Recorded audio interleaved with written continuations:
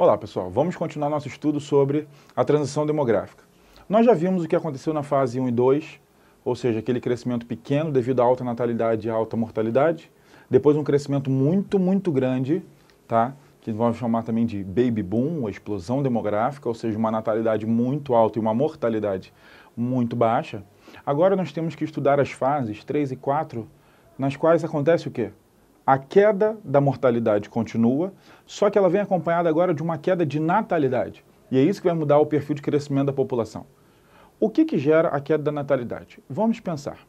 Primeiro, nós temos que, sempre que a gente for olhar para uma questão, sempre que você for pensar em filho, tá? Em uma criança, em um bebê, você tem que ter uma palavra em mente. Que palavra em mente é essa? Amor, carinho, dedicação ou dinheiro? Qual que você chuta? Infelizmente, que sociedade horrível, né? Você tem que pensar em dinheiro. Como assim? Acompanhe esse raciocínio. Por que você vai pensar em dinheiro? Preste atenção. Se você está falando de um ambiente rural, se você pensa em um ambiente rural, a mão de obra familiar, ela conta com um número grande de filhos. Muitas sociedades ainda mantêm uma natalidade muito alta. Por quê? Porque o filho tem uma função direta no sustento da família. Por quê? Porque ele funciona como mão de obra. A mão de obra familiar, subsistência, você vai aprender isso em agricultura, a gente depende diretamente da quantidade de filhos para ter uma mão de obra maior ou menor. Então, em ambientes rurais, o filho, na verdade, ele te ajuda a trazer o sustento. Essa é a realidade. Já quando você pensa em ambiente urbano, que é o nosso, o filho traz ou leva dinheiro? Leva, para de se sentir culpado, ele leva. E a seta é do mesmo tamanho? Certamente não. Certamente não. Ela é muito maior. Por quê? Porque quando você acaba tendo um filho num ambiente urbano industrial, esse filho, na verdade, ele vai passar um bom tempo sendo sustentado. E isso faz com que as pessoas comecem a pensar o número de filhos de acordo com a sua condição financeira. E isso aí que vai introduzir o que a gente vai chamar mais à frente de planejamento familiar. Olha só, o que acontece nessa fase? Nós já olhamos o gráfico e nós já vimos a mortalidade caindo até a sua estabilidade e dessa vez a natalidade caindo. Pessoal, o que faz com que isso aconteça? No começo, a introdução dos métodos contraceptivos, dos métodos anticoncepcionais, eles diminuem demais a natalidade. Então isso é um marco importantíssimo.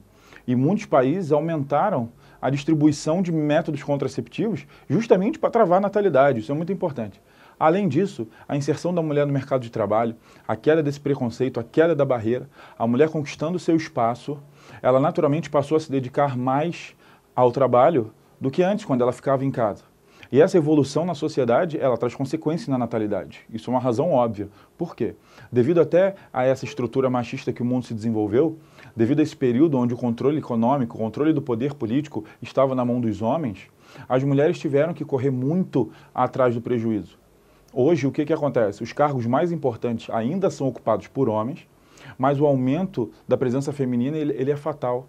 Ele é, com certeza, a próxima evolução desse sistema que cada vez mais vê mulheres chegando. E o que acontece? O número de mulheres em ensino superior, ele cresce em qualquer parte.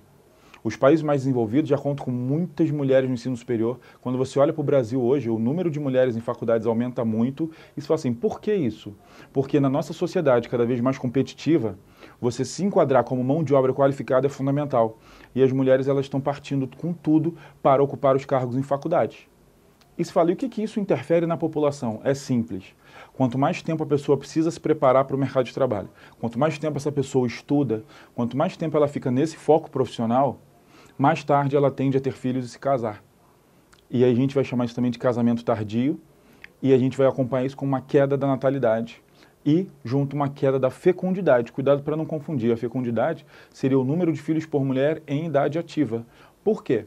Porque uma população que conta com informação, uma população que já estudou, ela é muito mais propícia a uma coisa que a gente chama de planejamento familiar, como a gente citou.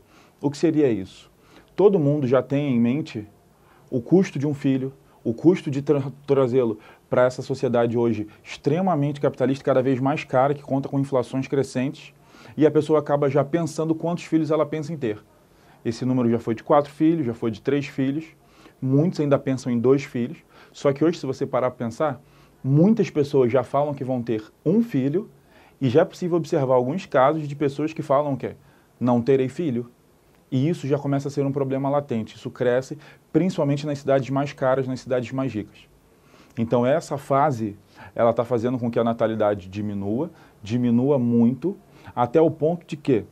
Até o ponto de se criar uma quinta fase. É isso que nós vamos ver no próximo vídeo.